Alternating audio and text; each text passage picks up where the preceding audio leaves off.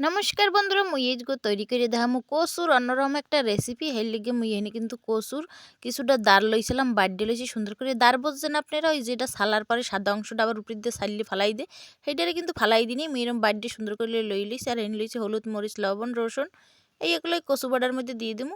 আর একটু সামান্য পরিমাণে চিনিও গুলো উপর দিয়ে দিছি।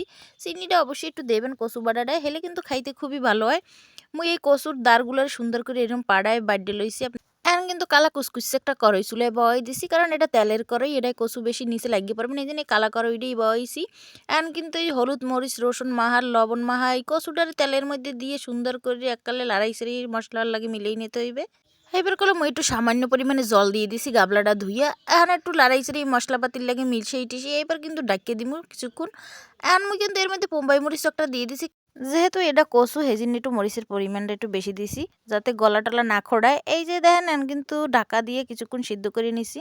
এইবার ঢাকনাটা উল্টে এরম চামচের পিঠ দিয়ে ভালো করে এরম থেতলাই দিতে হইবে, যাতে কচুর এই রেসিপিটা একটু আঠালো আঠালো হয়। এই জন্য চামচের পিঠ দিয়ে এরম ভালোভাবে থেতলাই থেতলাই দেবেন। আর মুই কিন্তু কচুর দাঁড় দিয়ে এই রেসিপিটা করছি। আপনারা চাইলে কচু পাতলা পাতলা করে কুড্ডে পাড়ায় বাড়িয়েও কিন্তু এই রেসিপিটা করতে পারেন।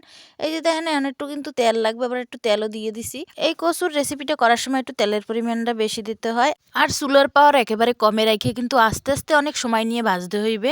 মুই কিন্তু এটা গ্যাসে করি নেই, মাটির চুলায় করছি। আপনারা গ্যাসে করলে চুলার পাওয়ারটা একেবারে কমাইয়ে তারপর ভাজবেন অনেক সময় নিয়ে। এই রেসিপিটা খাইতে কিন্তু খুবই খুবই মজা হয়েছে। আপনারা বাসায় একবার হলেও সেম পদ্ধতিতে ট্রাই করবেন। ভালো থাকবেন, সুস্থ থাকবেন, ভিডিওগুলো শেয়ার করবেন।